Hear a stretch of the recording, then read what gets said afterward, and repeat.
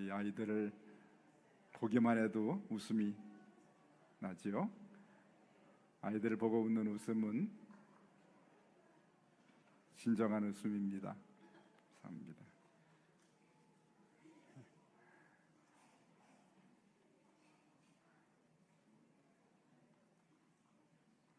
몇 달 전 제가 주일 일부 예배 때 갑작스럽게 뉴질랜드에서 온 외국인 두 분이 예배에 참석하셨기 때문에 성경 구절을 찾을 때 제가 영어로 몇 마디를 했습니다.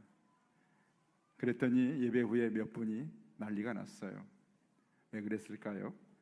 제 발음이 전혀 콩그리시 발음이라고 난리가 났어요. 참, 그렇게 오랫동안 영어를 공부해도 잘할 수 없는 것이 외국말입니다.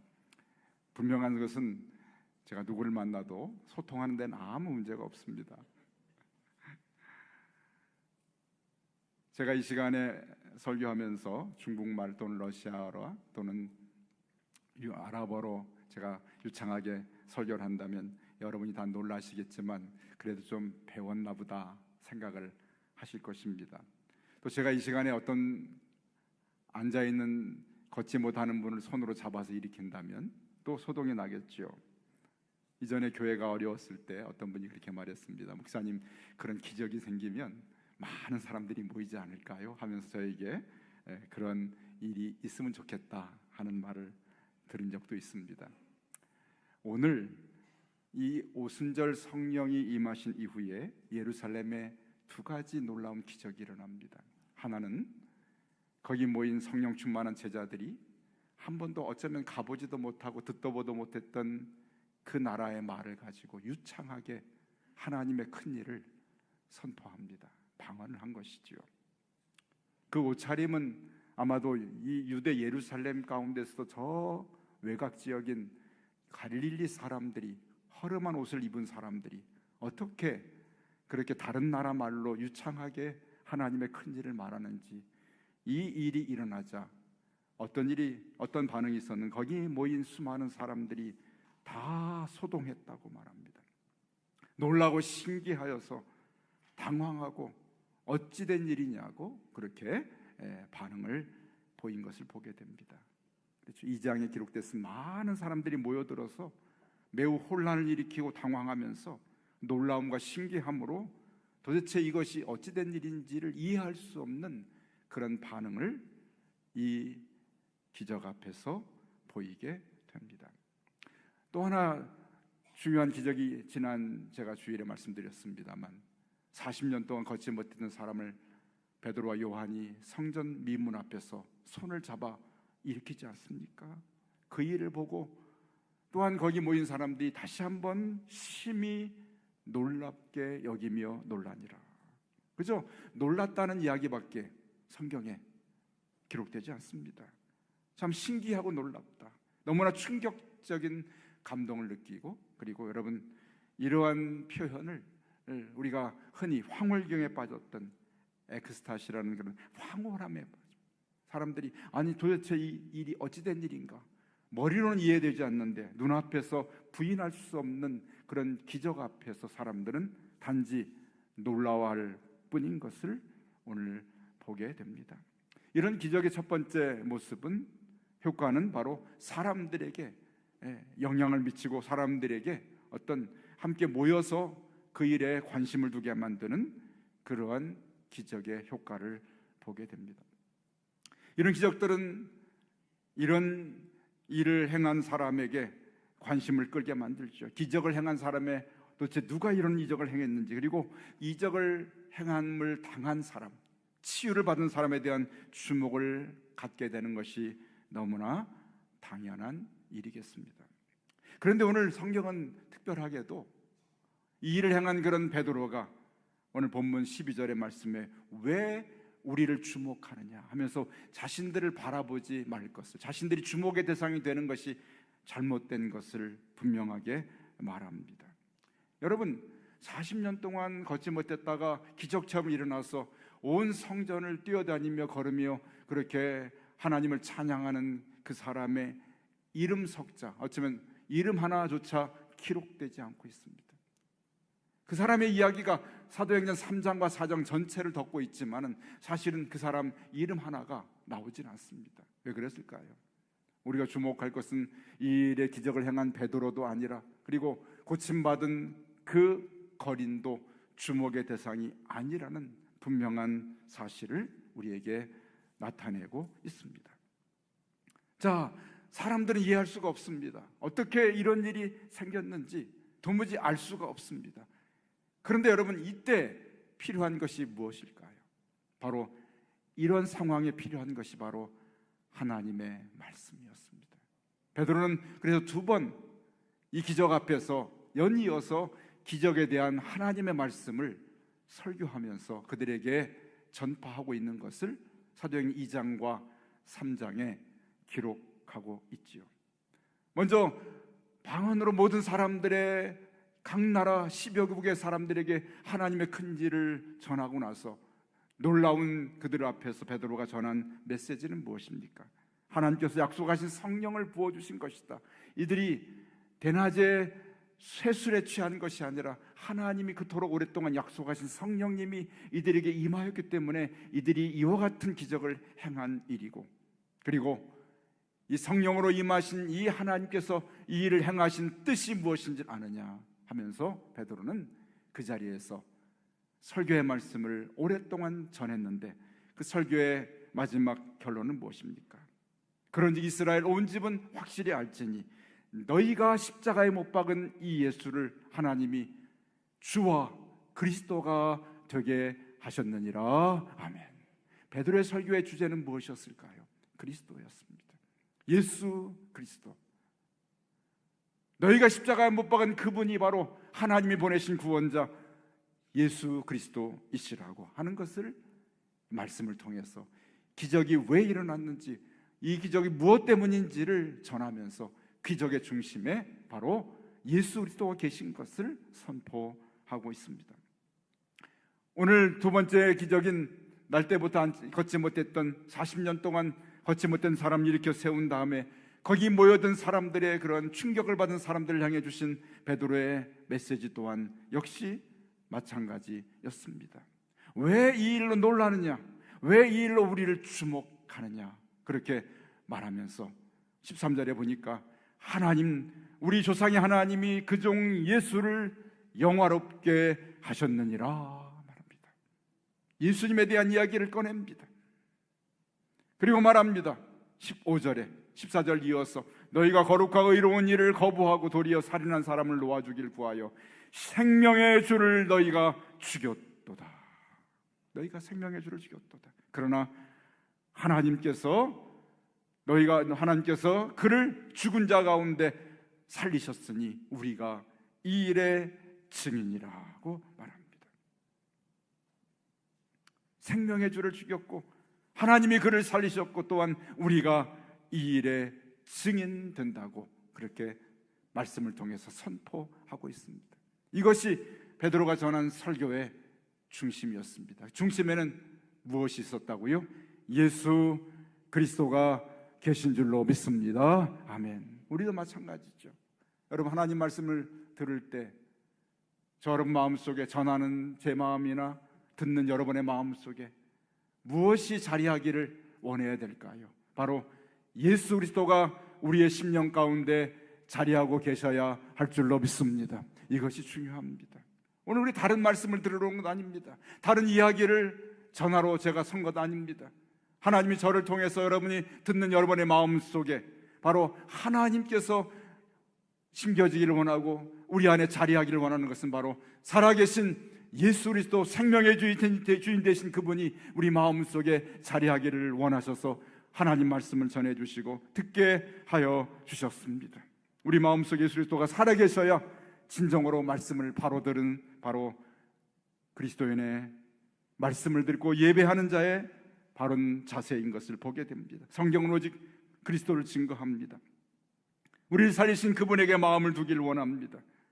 우리 마음속에 예수 그리스도가 살아서 우리 삶을 이끌고 삶의 중심이 되기를 원하였습니다.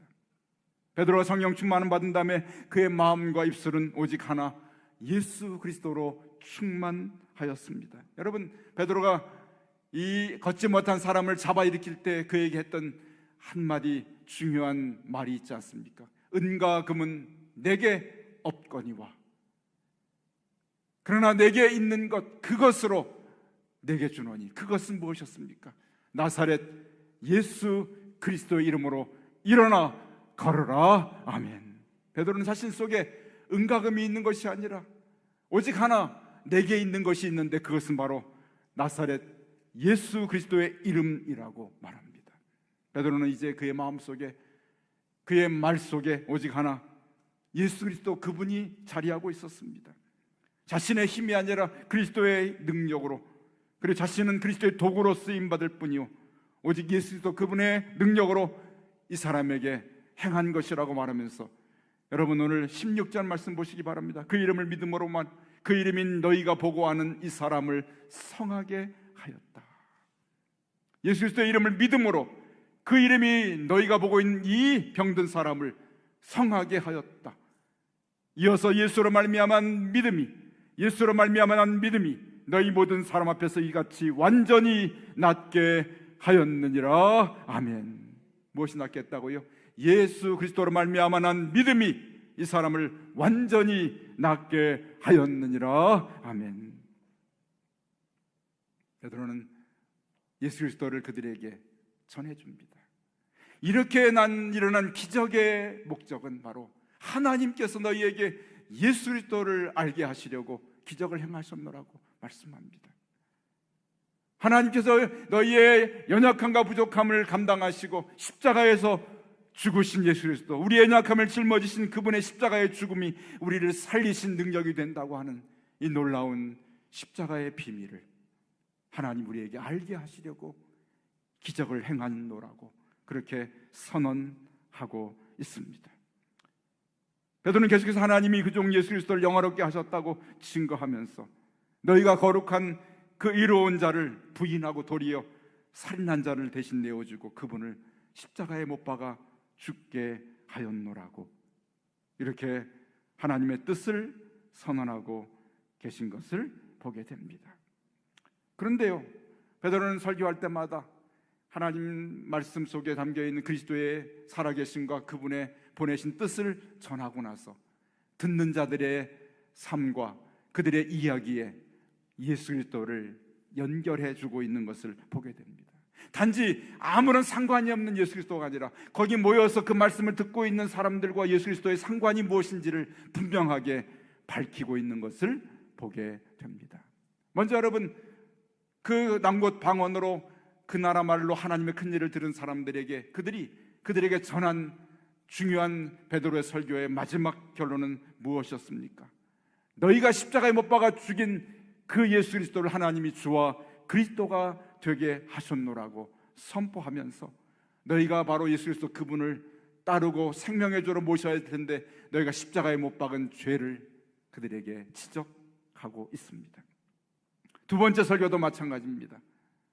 너희가 알지 못해서 그분을 십자가에 못 박았다고 17절에 보니까 형제들아 너희가 알지 못하여서 그리하였으며 너희 관리들도 그러한 줄 아노라. 너희가 알지 못하고 하나님이 보내신 구원자를 십자가에 못 박아 죽게 했다고 그들의 잘못한 죄를 드러나게 하고 그들의 죄를 지적하고 있습니다. 이것은 그들을 부끄럽게 하거나 그들의 죄를 드러내서 그들의 죄가 얼마나 큰지를 나타내기 위함이 아니었습니다.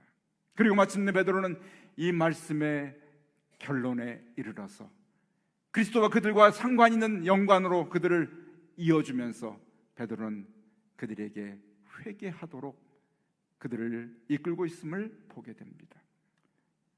오늘 방언으로 인하여서 놀란 사람들에게 설교로 전한 말씀 속의 마지막 결론이 2장 38절이 있고 오늘 40년 동안 걷지 못한 사람을 일으켜 세운 이후에 주신 말씀의 결론이 3장 19절에 있는데 같은 말씀입니다. 여러분 2장 38절 한번 펴볼까요? 베드로는 이 말씀을 전한 이후에 그리스도를 드러내고 나서 그리스도와 그들과의 상관관계를 말씀한 이후에 베드로는 말씀의 결론으로 이렇게 그들에게 결단을 요구하고 있습니다. 여러분 2장 38절 같이 읽습니다. 베드로가 이르되 너희가 회개하여 각각 예수 그리스도의 이름으로 세례를 받고 죄사함을 받으라. 그리하면 성령의 선물 구원을 받으리니. 아멘. 베드로는 말씀을 전하고 나서, 그리스도를 전하고 나서 너희가 그리스도를 십자가에 못 박아 죽게 했다고 그렇게 말하고 나서 회개하라. 너의 잘못을 인정하고 돌이키라고 말합니다. 그리고 예수 그리스도의 이름으로 세례를 받고 죄사함을 받으라. 그리하면 너희가 성령의 선물인 구원을 받으리라. 아멘. 이것을 선포하고 있습니다. 이것이 말씀을 듣고 말씀을 전하는 목적이었습니다. 이것이 기적의 목적이었습니다. 하나님이 기적을 일으키신 목적이 바로 여기에 있습니다. 너희가 바로 예수 그리스도를 십자가에 못 박은 자들이라 하면서 회개하여 죄사함을 받고 하나님의 선물인 구원의 선물을 받으라고 말씀하신 것입니다. 뿐만 아니라 두 번째 기적을 행하고도 역시 설교의 결론은 하나였습니다. 3장 19절 말씀 펴시기 바랍니다. 같이 한번 3장 19절 읽어볼까요? 읽습니다. 그러므로 너희가 회개하고 돌이켜 너희 죄 없이 함을 받으라. 이같이 하면 새롭게 되는 날이 주 앞으로부터 이를 것이니라. 아멘. 역시 베드로는 두 번째 설교를 하고 나서도 회개하여 죄 사함을 받으라고 말합니다. 회개하여 죄 사함을 받으라 말합니다. 그렇습니다. 여러분, 하나님 기적을 일으키신 목적은 베드로를 위대한 인물로 세우기 위함도 아니었습니다. 40년 만에 놀라운 기적을 통해서 걷게 된 그 사람을 드러내기 위함도 아니었습니다. 하나님은 이 기적을 행한 이후에 베드로의 말씀을 통하여서 왜 하나님이 이 일을 행하셨는지를 드러낼 때 그 드러내신 가장 중요한 목적은 바로 예수 그리스도, 너희가 버리고 너희가 핍박하고 너희가 십자가에 못 박아 죽인 그분이 하나님의 구원자고, 그분을 통해 너희가 생명을 얻고 그분을 믿음으로 인하여서 너희가 하나님의 놀라운 일을 경험하게 될 수 있다는 것을 선포하기 위한 하나님의 뜻이 기적 가운데 담겨 있었음을 발견하게 됩니다. 오늘도 마찬가지입니다. 하나님 오늘 우리 말씀을 통해서, 이 시간 하나님의 말씀을 통해서 저와 여러분이 예수 그리스도로 충만하게 되기를 원하시는 줄로 믿습니다. 그리스도 우리 자리 마음속에 자리하기를 원하고 계신 줄로 믿습니다. 그런데 단지 그리스도만을 선포함이 아니라 오늘 나의 삶과 그리스도가 어떤 상관인지를 오늘 깨달아 알기를 원하십니다. 오늘 주신 말씀이 나에게 주신 말씀을 받아들여서 그분과 그리스도와 나와는 어떤 상관이 있는지 이를 돌아보기를 원하고 계십니다. 여러분, 오늘 우리가 십자가에 그리스도를 못 박지는 않았지만, 우리 민족이 그 십자가를 예수님께 십자가에 못 박아 그분을 죽게 하진 않았지만, 그러나 오늘 나의 삶 속에 예수 그리스도 그분이 나의 삶의 주인 되시고 그분이 나의 삶에 충만하셔서 나의 삶이 그분으로 인하여 사라지기를 원하였지만, 어쩌면 그분과 상관없는 삶을 우리가 살아왔다면 오늘 그 말씀 앞에서 회개하고 죄사함 받으며 다시 한번 자신을 그리스도 중심의 삶으로 바꾸는 그러한 결단과 결심이 우리에게 있기를 주께서 원하고 계신 줄로 믿습니다. 베드로는 이 말씀을 선포한 이후에, 그리고 마지막으로 하나님의 놀라운 계획을 그들이 볼 수 있도록 그들의 영적인 눈을 열어주십니다. 오늘 두 가지 기적을 행하신 하나님, 이 모든 것은 하나님이 주장하신 일이고 이 모든 일 속에 하나님의 계획하신 일이 담겨 있음을 그들이 보기를 원하셨습니다. 이 설교의 내용이 너희가 연관이 있고 너희가 예수님을 죽게 했고 생명을 지으신 그분을 너희가 십자가에 못 박았고, 그러나 하나님이 그분을 일으켰고 이 일에 우리가 증인이라고 선포하신 이후에 바로 하나님께서 이 일을 계획하시고 너희를 향한 하나님의 뜻이 계심을 분명하게 선언하고 있습니다. 왜 하나님은 이 일을 행하셨을까? 너희에게 어떤 일을 이루시고 이 일을 행하셨는지를 선포하는, 다시 여러분 19절 말씀을 보기 바랍니다. 너희가 회개하고 돌이켜 너희 죄 없이 함을 받으라, 죄 사함을 받으라고 했죠. 앞에서는요, 이같이 하면 새롭게 되는 날이 주 앞으로부터 이를 것이라고 말합니다. 이전의 버전은 이렇게 말했죠. 너희가 유쾌하게 되는 날이 이를 것이다 라고 말합니다. 하나님은 우리를 통해서 그리스도를 전파하여 주시고 우리의 그리스도를 통해서 회개에 이르게 하신 이후에 하나님께서 우리에게 주기를 원하셨던 것이 있는데, 그것은 바로 우리를 새롭게 하기를 원하시는 것이 하나님의 뜻인 것입니다. 새롭게 한다는 얘기는 무슨 뜻입니까? 바로 이런 의미를 가지고 있는 단어입니다. 우리 영적으로 우리가 신선해지고 우리가 영적으로 새로운 호흡을 갖게 된다는 그런 의미입니다. 다시 말해서 우리가 이전에는 우리 육신의 호흡만을 하고 육신의 숨을 쉬며 살았던 인생에서 바로 회개하고 성령을 선물로 받고 그리스도를 인하여 새 생명을 얻은 이후에 우리는 이제는 하늘을 향해서 숨을 쉬는 자들로 바뀌어진다는 말씀이 이 하나님 말씀 가운데 담겨 있는 뜻인 줄로 믿습니다. 아멘. 이제는 영적 호흡을 하는 사람으로 우리를 변화시켜 주셨습니다. 베드로가 강조하는 것은 바로 이것입니다. 너희가 이제는 회개하고 성령의 선물을 받은 다음에 성령 충만한 사람이 되어서 이제는 고개를 들고 하늘을 향하여서 호흡하는, 하늘나라의 하나님을 통해서 숨을 쉬는 자로 살아갈 것을 말씀하고 계신 줄로 믿습니다. 아멘. 이제는 저와 여러분이 육신의 호흡만을 하는 사람들이 아니에요. 우리에게 영적인 호흡을 하는 영적 생명을 허락하여 주신 줄로 믿습니다.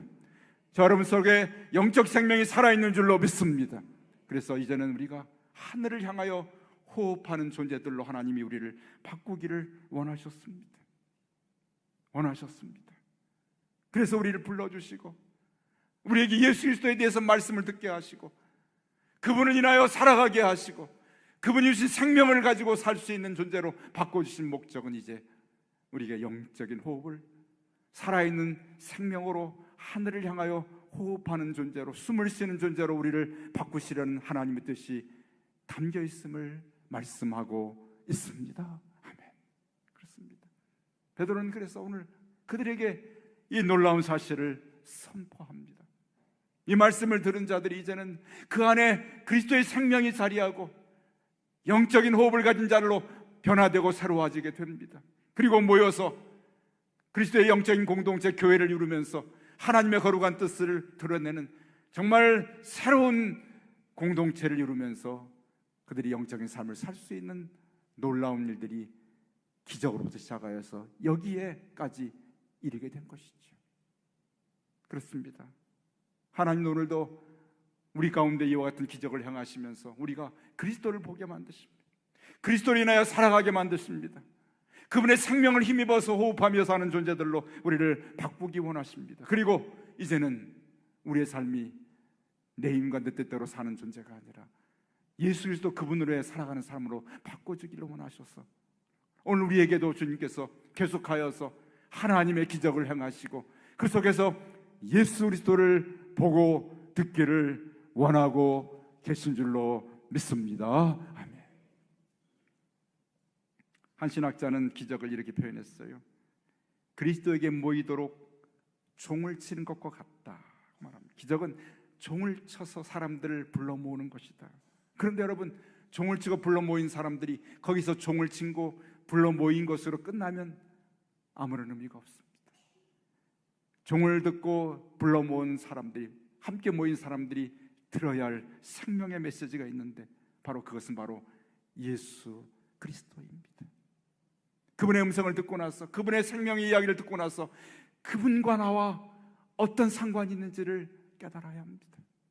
여러분, 예수 그리스도 십자가의 생명은 바로 우리와 아무 상관이 없는 생명이 아니라 우리를 살리기 위한 그러한 주님의 십자가의 죽으심이었고, 우리를 통해 그 살아있는 생명이 우리 안에 살아있기를 원하셔서 주신 십자가의 영원한 생명이 오늘도 우리에게 전해지기를 원하고 계신 줄로 믿습니다. 오늘 이 시간 이 말씀 듣고 있는 저 여러분의 심령 안에 그리스도가 살아계시고 그분의 생명이 살아서 우리에게 임하시기를 주님의 이름으로 간절히 축원합니다. 아멘. 이게 주님의 뜻입니다.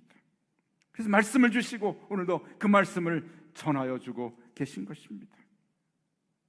기적을 일으키신 하나님께서 마침 베드로의 입을 통하여서 그 뜻을 증거하시고 예수 그리스도 그분을 전하신 이후에 그리스도로 충만한 자들로 들은 사람들의 삶 속에 놀라운 변화와 기적을 일으켜 주셨습니다. 베드로는 마침내 이와 같이 되어진 일들이 바로 이것이 바로 하나님이 계획하신 하나님의 뜻인 것을 선포합니다. 그토록 오랫동안 모세를 통해서, 아브라함을 통해서, 다윗을 통해서 하나님이 약속하신 말씀이 오늘 우리에게 이루어졌노라 하면서 이것이 여러분을 향한 하나님의 뜻입니다 선포하며 하나님이 이루신 놀라운 계획을 말씀을 통해서 선언하게 되고, 이 일을 전해드는 사람들이 모두 다 기뻐하면서 영혼의 새힘과 새 생명을 얻고 새로운 삶의 의욕을 가지고 공동체를 이루며 살아가는 교회의 첫 교회의 모습, 예루살렘 교회의 모습이 오늘 사도행전 2장과 3장에 기록되어 있습니다. 하나님은 기적을 통해서 교회를 보호하셨습니다. 그리고 그 속에 있는 교회에 속해 있는 사람들에게 생명을 주셨습니다. 이것이 하나님이 기적을 이루신 참된 목적이었습니다. 로마는 강한 군사력으로 사람들을, 그 나라를 지키고 자신들의 권세를 지키려 했습니다. 유대인들은 자신들이 가진 선면 사상을 가지고 자신들을 지키려 했지만, 그러나 그것들로는 우리의 생명을 지킬 수가 없습니다.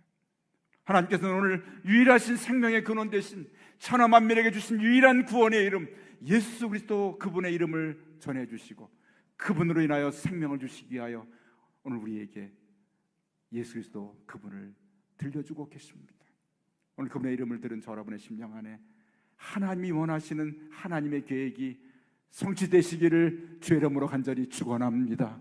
구원의 생명이 임하시기를 주의 이름으로 축원합니다. 이것이 하나님의 뜻입니다. 그 뜻 앞에 오늘도 깨닫고, 하나님, 내 안에 말씀을 들을 때마다 그리스도로 충만케 하옵소서. 예수 그리스도가 내 안에 거하게 하시고 그분으로 인하여 살아가게 하여 주옵소서. 그분의 생명이 나의 생명이 되게 하여 주옵소서. 기도할 때 하나님의 뜻이 이루어지는 놀라운 말씀을 들은 자들의, 저 여러분의 놀라운 기적 같은 하나님의 생명의 역사가 오늘도 이 땅에 이곳에서 이루어지기를 주의 이름으로 간절히 축원합니다. 아멘. 기도합니다.